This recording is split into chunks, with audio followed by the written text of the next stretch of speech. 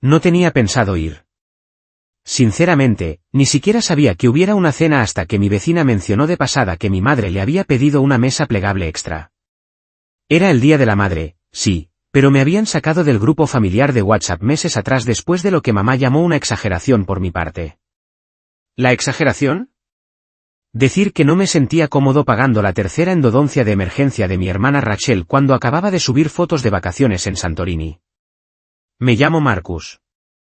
Tengo 34 años y durante la mayor parte de mi vida adulta he sido el solucionador oficial de mi familia.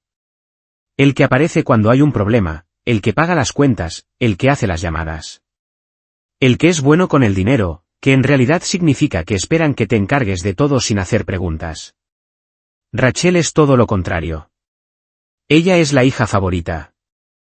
Es ruidosa, teatral y siempre está sin un duro. Cambia de profesión como la mayoría de la gente cambia de champú, y de alguna manera mamá siempre encuentra la forma de justificarlo. Está buscándose a sí misma, decía. Incluso cuando Rachel tenía 31 años, seguía viviendo en casa y postulándose para ser consultora de cristales curativos. Después de dejar de pagar los tratamientos dentales de Rachel, empecé a notar pequeños cambios. Las llamadas de mamá se volvieron frías. Las cenas familiares se organizaban sin avisarme. Los planes de cumpleaños pasaron a ser algo pequeño y ya completo. No insistí. Me dije a mí mismo que la distancia era paz. Pero la mañana del Día de la Madre recibí una alerta de fraude del banco. Un cargo de $3.489.76 en un servicio de catering de lujo. ¿Mi tarjeta? Concretamente la de la cuenta de emergencia compartida que Rachel y yo habíamos abierto años atrás, cuando pensé que estábamos intentando construir estabilidad financiera juntos. Mi primer pensamiento no fue rabia. Fue náuseas. Esa sensación silenciosa en el estómago cuando te das cuenta de que te han vuelto a usar. Deslicé la pantalla y ahí estaba todo. Bagu importado, un chef privado, un arpista en directo. Una arpista de verdad. Así que tomé una decisión. Me subí al coche, conduje los 40 minutos hasta casa de mamá y no avisé a nadie de que iba. Cuando llegué, el camino de entrada estaba lleno. Reconocí todos los coches. El Audi de mi tío, el Jeep de mi primo, el descapotable destartalado de Rachel que todavía no se había molestado en poner a su nombre. Aparqué a una manzana de distancia, en parte porque no quería que nadie me viera llegar y en parte porque no sabía si me quedaría. La puerta principal estaba abierta, con risas saliendo como si fueran jarabe de un vaso demasiado lleno. Entré sin llamar. El salón estaba decorado como una recepción de boda. Caminos de mesa dorados, centros de flores, incluso uno de esos carteles de brunch real del Día de la Madre con caligrafía falsa. La gente ya estaba sentada, chocando copas de mimosa, pasando bocados diminutos en bandejas de porcelana. Y entonces, silencio. Rachel fue la primera en verme. Su expresión se torció en algo entre soberbia y sorpresa. Vaya, dijo en voz alta, echándose el pelo perfecto hacia atrás. No pensé que vendrías. Mamá se giró y parpadeó como si yo fuera un primo lejano al que no reconocía. Luego sonrió, pero no le llegó a los ojos. Marcus, dijo con voz empalagosa.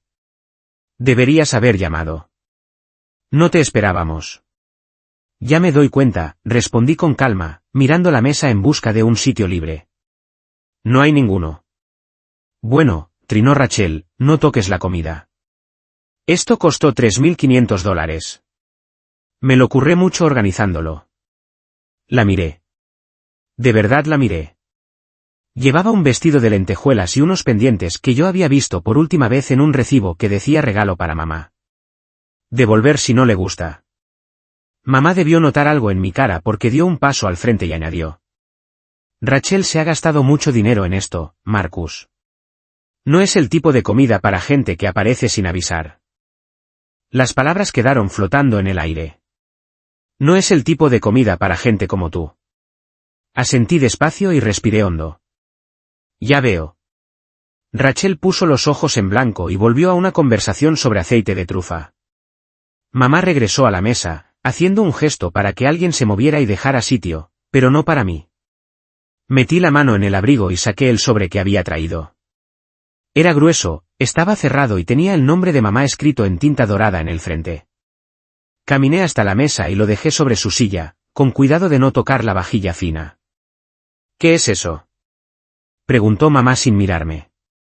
Algo que deberías abrir cuando estés sentada, dije, y añadí con una sonrisa. Disfruta del arpista. Me di la vuelta y me fui. No miré atrás hasta que llegué al coche 2 calles más abajo. Me temblaba un poco la mano, no por nervios, sino por el esfuerzo que me había costado no gritar, ni tirar nada, ni llorar. Me había sentido diminuto en esa habitación. Invisible. Un extraño colándose en la cena de su propia madre. Y entonces mi teléfono vibró una vez, 2 veces, y luego 30 más en el siguiente minuto. Llamadas perdidas. Todas de mamá, Rachel y mi tío Tom. Fue entonces cuando supe que había abierto el sobre. Dentro estaba el registro completo de la transacción, un mensaje impreso del banco confirmando la reversión del cargo y un aviso notarial cerrando la cuenta compartida que había abierto de buena fe. Y al final, una confirmación de cancelación de todos los pagos mensuales que llevaba cubriendo en silencio para mamá durante los últimos 6 años. Todavía no había llegado a casa cuando el número de llamadas perdidas llegó a 47. Y aún no había hecho el verdadero daño. No contesté ni una sola llamada. Ni entonces ni más tarde esa noche. Me senté en mi apartamento, tranquilo, limpio, minimalista, viendo cómo las llamadas entraban como una tormenta en el horizonte. Primero mamá, luego Rachel, luego otra vez mamá. Mi tío Tom llamó 2 veces. Incluso mi primo David, que una vez me dijo que era demasiado intenso por sacar el tema del presupuesto durante unas vacaciones familiares, escribió un mensaje. Tío, llámales. ¿Cuál es el drama? Pero ninguno lo entendía. No iba del dinero. No del todo. Iba de lo fácil que les resultaba asumir que yo siempre estaría ahí para arreglarlo todo. De que yo les debía eso. De que era una especie de red de seguridad invisible que no necesitaba respeto, solo acceso a mi cuenta bancaria y algún gesto de aprobación en Navidad. Sobre las 9 de la noche, mamá por fin envió un mensaje que casi me hizo reír. Marcus, estamos todos muy alterados. Ha sido humillante, pero esto se puede arreglar si pides perdón. Rachel no lo dijo con mala intención. ¿No lo dijo con mala intención cómo? Esto no es una comida para gente como tú. El desprecio casual, la sonrisita que lo acompañaba, el hecho de que usara mi tarjeta por error y ni siquiera se molestara en ocultarlo. No respondí. En lugar de eso, entré en el panel de la cuenta que había configurado para los servicios de mamá. Ella no lo sabía, pero todos los pagos, desde el agua hasta internet y el seguro del coche, pasaban por mí. Lo había organizado así años atrás, después de que papá falleciera y ella dijera que se sentía desbordada. Solo hasta que le coja el truco, había dicho.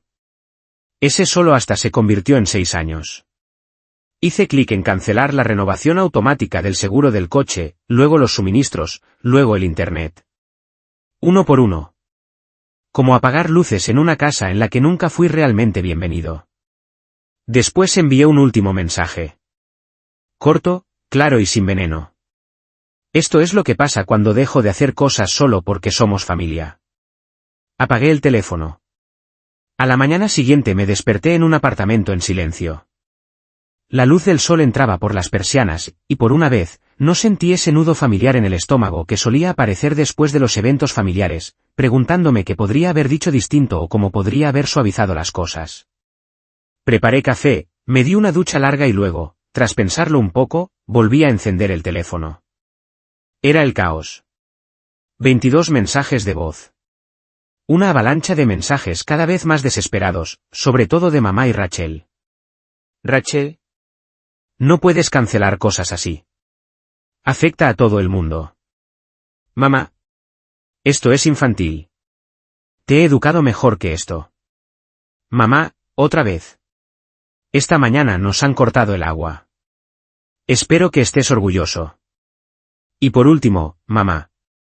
He llamado al banco y me han dicho que el cargo es irrecuperable. Da gracias a que no te denuncie por fraude. Ese mensaje me hizo detenerme. ¿Fraude? ¿De verdad fue por ahí? Me reí a carcajadas. No por gracia, sino por una claridad absoluta. Porque eso era exactamente quienes eran. Así de profunda era la sensación de derecho que tenían. Yo había revertido un cargo hecho en mi propia tarjeta, con mi propio dinero, y aún así creían que los perjudicados eran ellos. Fui a trabajar ese día como siempre. No se lo conté a nadie, pero de vez en cuando miraba el móvil y veía cómo el número de notificaciones seguía subiendo. Mi prima Sandra me mandó un mensaje pasivo-agresivo de: «Espero que estés bien». Maya intentó hacerme sentir culpable con un audio sobre lo mucho que tu madre se ha partido el lomo por ti. Pero nadie, ni una sola persona, preguntó qué había pasado, por qué podía estar dolido o si yo estaba bien. Todos los mensajes tenían la misma suposición, dicha sin decirla. Tú montaste un numerito. Tú lo complicaste todo. Tú tienes que arreglarlo. No le respondí a ninguno. Para el jueves, las llamadas se fueron apagando. El internet y el agua de mamá seguían cortados. Rachel había subido una frase críptica a Instagram. Algunas personas nunca maduran y esa no es tu carga. Casi me atraganto con la comida de la risa. Esa noche, llamaron a mi puerta. Me quedé helado un segundo, escuchando, y luego miré por la mirilla. Era el tío Tom. No lo veía desde hacía meses. Llevaba una botella de vino y esa cara incómoda de mediador que siempre pone cuando mamá lo manda a apagar fuegos. Abrí la puerta solo un poco. Marcus, dijo, como si soltara el aire al pronunciar mi nombre. ¿Podemos hablar? Vale, dije. Pero tienes 2 minutos. Estoy en una llamada. No lo estaba, pero quería ver qué hacía con presión. Entró con cuidado.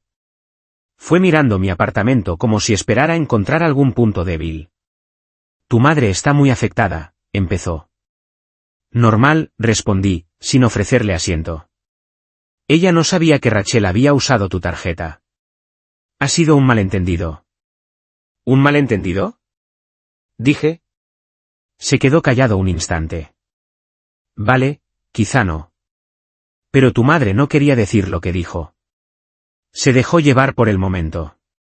Tú sabes que me dijo que no tocara la comida porque no era para gente como yo, ¿no? Hizo una mueca. Eso no está bien, pero las familias discuten. Esto es solo un bache.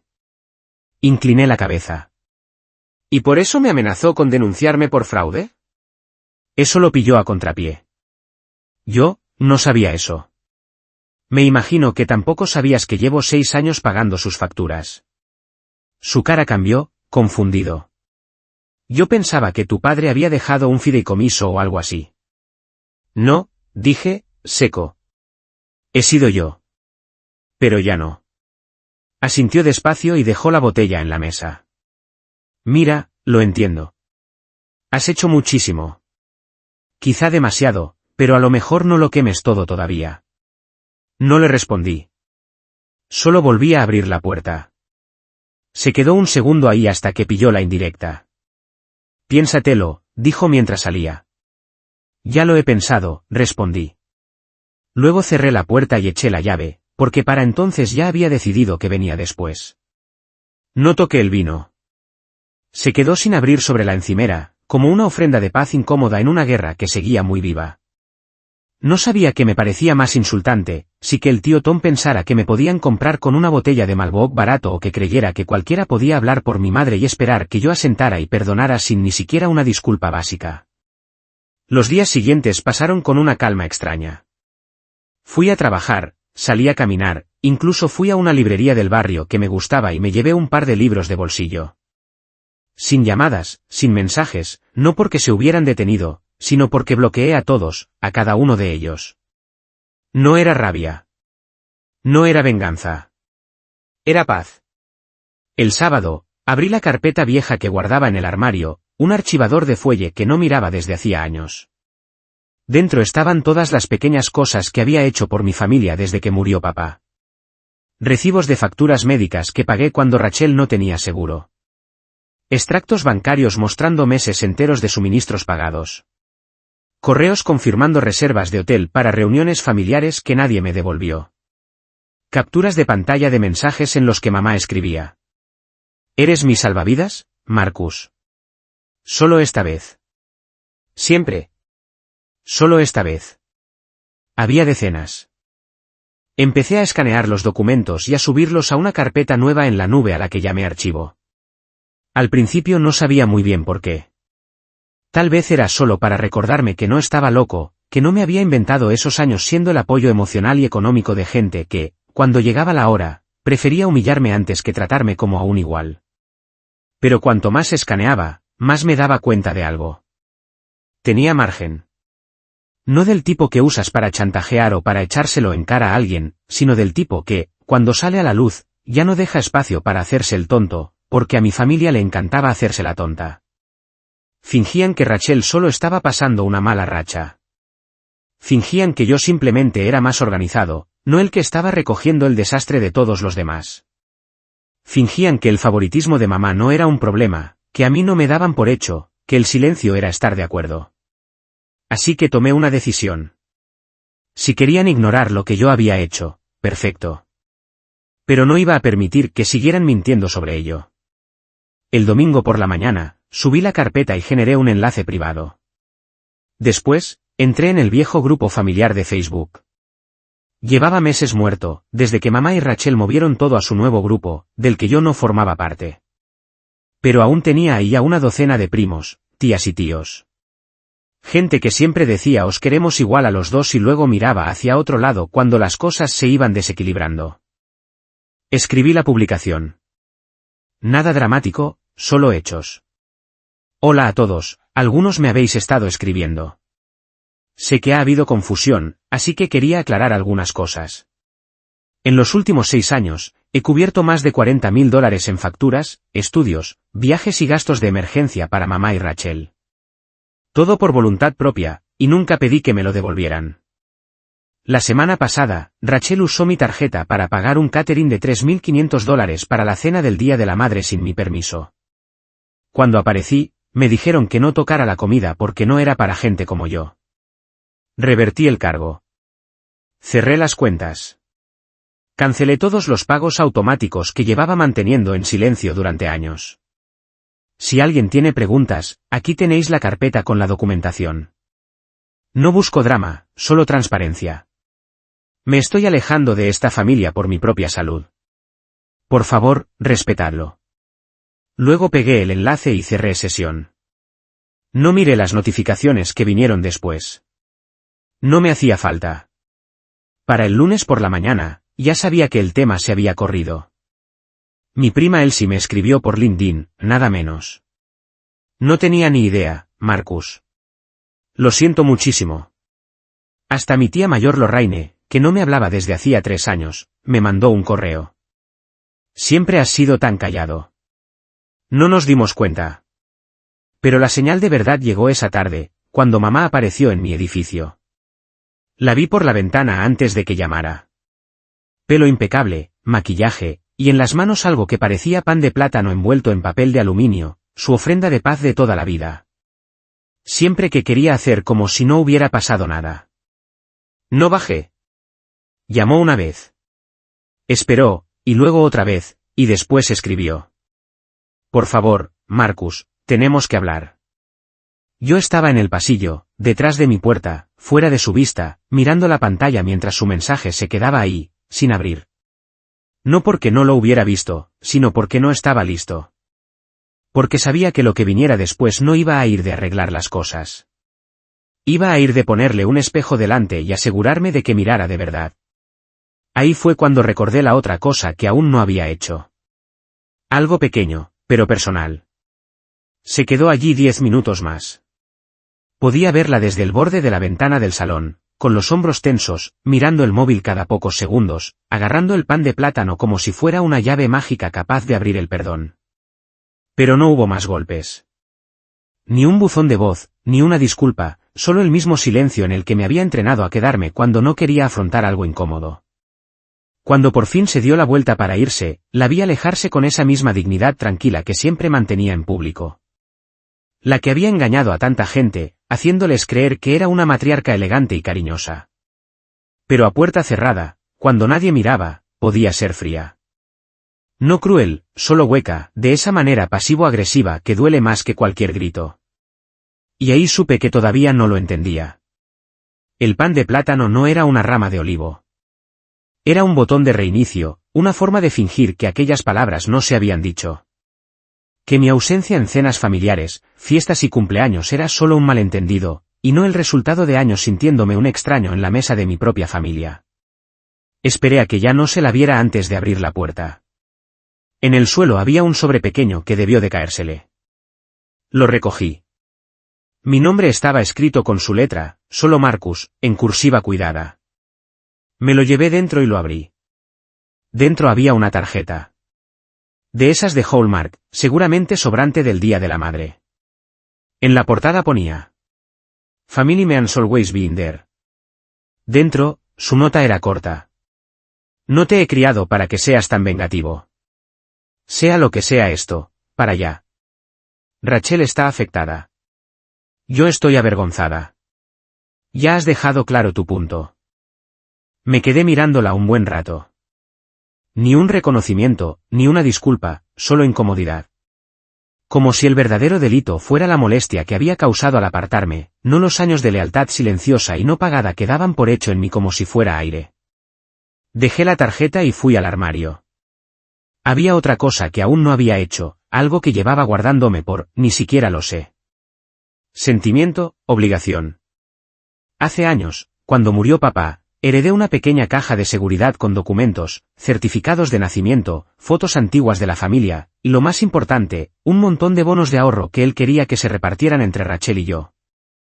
En su momento, mamá insistió en gestionarlo ella hasta que Rachel madurara porque no está preparada para asumir responsabilidades.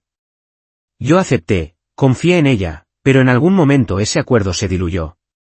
Nunca volvió a pedirme los bonos. Yo los mantuve guardados bajo llave en una caja fuerte. Rachel no los mencionó ni una sola vez hasta hace 2 años, cuando pidió un préstamo personal y se lo denegaron. Me llamó llorando, luego riéndose, y dijo que da igual. Seguro que mamá todavía tiene esos bonos que papá me dejó. Lo prometió, ¿te acuerdas? Ella no sabía que los tenía yo hasta ahora. Los saqué y me quedé un momento con ellos. Todos a mi nombre, todos intactos. Y así, sin más, supe exactamente qué quería hacer.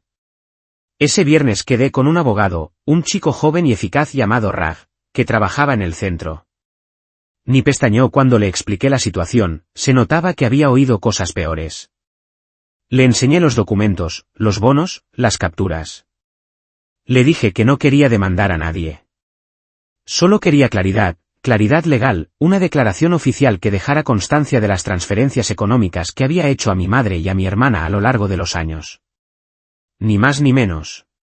¿Piensas pedir que te lo devuelvan?, preguntó. No, dije. Pero quiero que sepan que podrían haber tenido consecuencias. Raj arqueó una ceja y sonrió. Vale, ¿quieres un rastro de papel? Exacto. 2 semanas después, los documentos estaban listos, notariados, desglosados, organizados en carpetas formales y limpias. Una para mamá, otra para Rachel y una tercera para mí. Detallaban cada pago que había hecho por ellas. Cada extracto bancario, cada suscripción, cada deuda que había saldado. Todo etiquetado, todo cruzado, todo respaldado con identificadores de transacción y fechas.